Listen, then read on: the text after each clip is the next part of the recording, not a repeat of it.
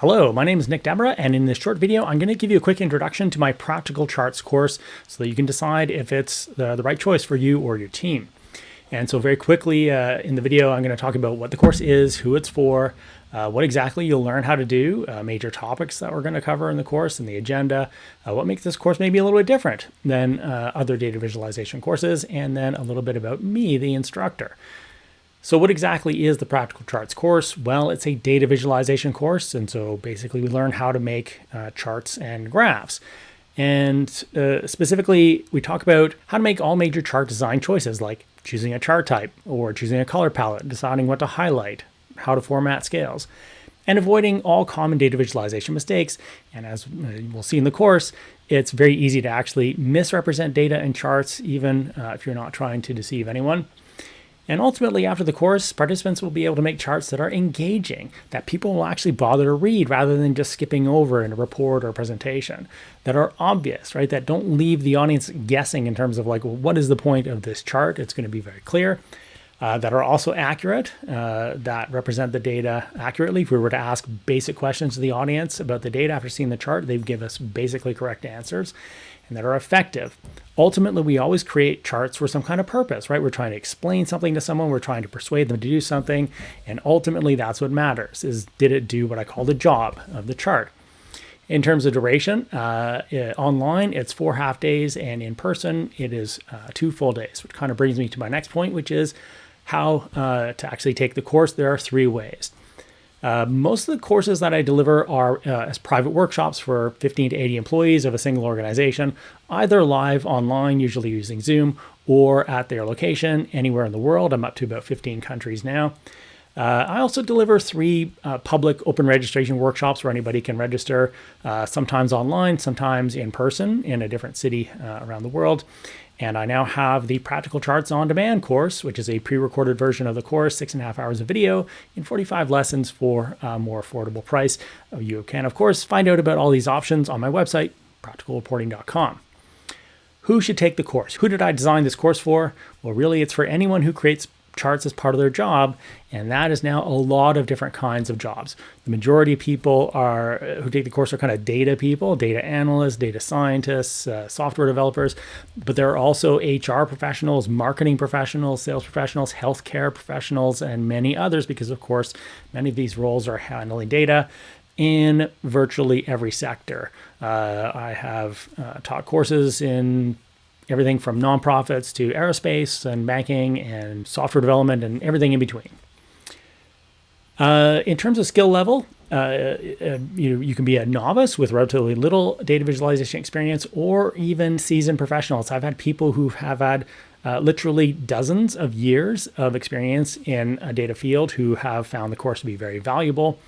And it doesn't really matter what tool you're using, whether it's Excel or Google Sheets or Power BI or Tableau or anything else.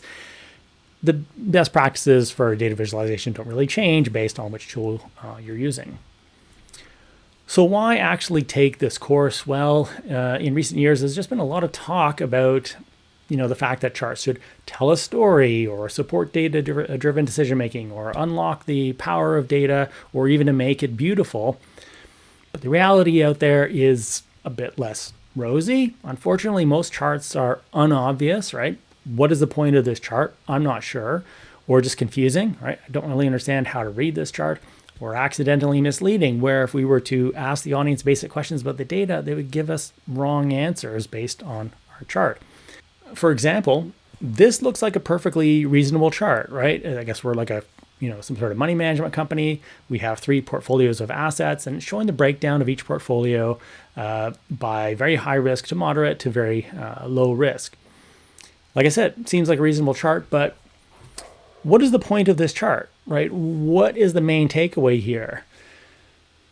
I mean, it could be a bunch of things. I'm not really sure, right? And so this chart is simply not very obvious. Whereas if we designed it a bit better, well, this is going to be much more obvious, right? That, even before I read any of this text, I know that whatever this is has a lot more of something than these other 2. And then as I read the text, I read the legend, I realize that that something is high risk assets. Really not as obvious for this version here on the left. And we could even make it more obvious by adding callouts and highlighting and other things that we would talk about in the course. Or this chart, again, looks perfectly reasonable, but if you have a closer look, okay, we're looking at vehicle sales by type, and we have cars, but we also have sports cars, right? And we have trucks, and we also have pickup trucks. But like, aren't sports cars a type of car, like a subset? And aren't pickup trucks a type of truck? So as it turns out, I actually have no idea how to interpret this chart because some of the categories overlap, which is actually quite confusing. Okay, here we go. So now I can see kind of the overlapping nature of these categories, right? We have cars, and some of our cars are sports cars, and we have trucks, and some of our trucks are pickup trucks and other trucks. And so this I at least know how to interpret. Or, the story here looks like, wow, in the 90s, there was a big drop in motor vehicle deaths in the US. But if you have a close look at these time periods here, well, we have 10 years, 10 years, 10 years, 10 years, whoops. And now we're looking at periods of 5 years. So of course, there's going to be lower number of deaths in 5-year periods than in 10-year periods. And so this is actually accidentally misleading, right? Maybe we want to show more granularity in the later time periods, but what we ended up doing is making it look like there's a big drop in motor vehicle deaths. If we were to fix this, i.e. having equal time intervals of all of 10 years, then we get a very different pattern actually emerging. And so these kinds of mistakes where we're accidentally misleading the audience, again, are surprisingly easy to make. After taking the course, however, you'll be able to create charts that get read, like I said, instead of ignored because they're just too unobvious or too confusing, that make key takeaways and insights obvious, that require minimal time and effort for the audience to read, because very often that's why people skip charts, right? Is they're just like, this is just, I don't know, too much mental effort, so we would minimize that. And of course, that don't accidentally misrepresent the data, ultimately driving better decision making, right? Ultimately, that's the goal. What makes this course different? A couple of things, I think. One of them is just the sheer kind of breadth and depth of content. If you want to make charts that are clear and obvious and effective, there are a large number of skills that you need to learn. The course slide deck is actually over 500 slides, and it's provided at the end of the course. It's a PDF. We talk about over 50 chart types. Because I think that you need this is kind of really the minimum set that you need, even for your basic everyday business, charts. I'm not even talking about more advanced chart types where that number would grow.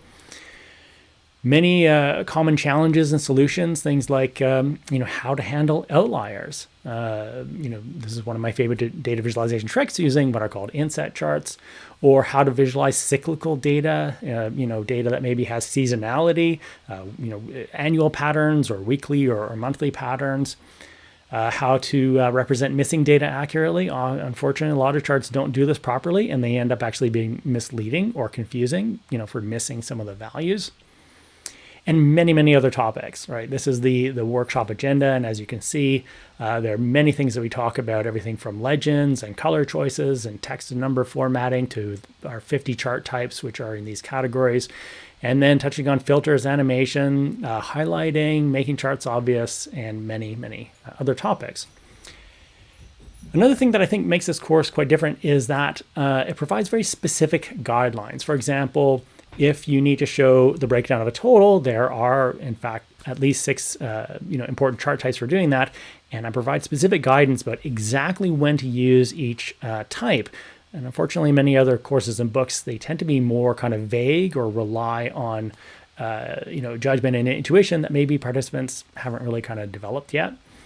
Or making the surprisingly difficult design choice of when to include 0 in the quantitative scale in a chart. It's actually a lot of factors to consider, but again, very specific guidance provided, often in the form of decision trees like this that guide people of any skill level to an expert level design choice.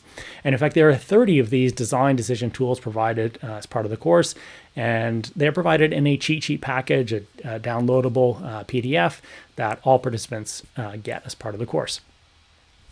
Another thing that I think makes this course maybe a bit different is that there are many interactive activities and opportunities to practice what is being learned during the course.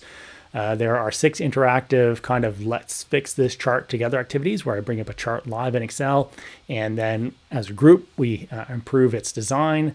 There are also 2 quiz breakout group activities where groups of 4 or 5 participants fill out a quiz together and we talk about the answers. And then towards the end, there are 2 design challenges where I give breakout groups a realistic scenario and they design charts to actually kind of respond to those scenarios and address them effectively. Now, because data visualization is kind of a broad term, I find it's helpful to just touch on a couple of topics that aren't covered.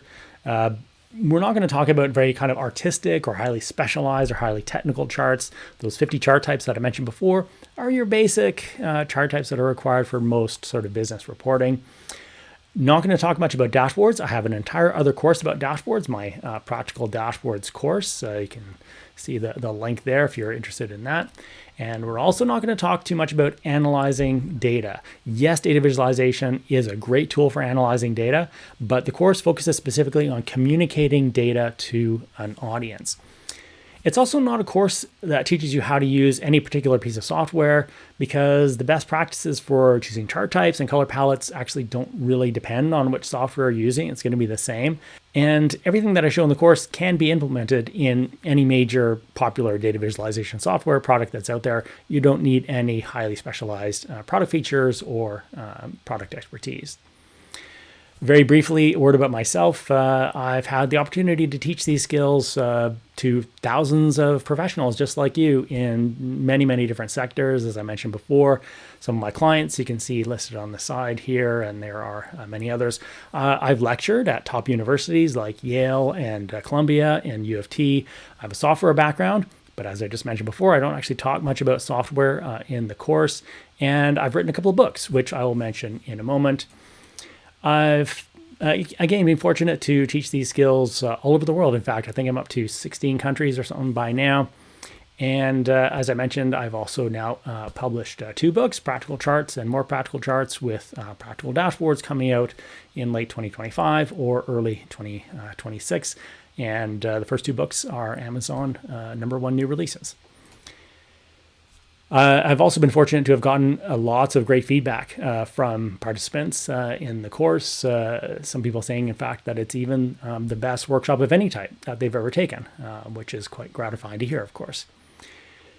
So I hope that provided a good kind of preview, enough information for you to decide if you would like to take the course.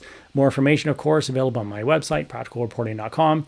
Also, feel free to reach out to me by any one of the methods on the screen right now.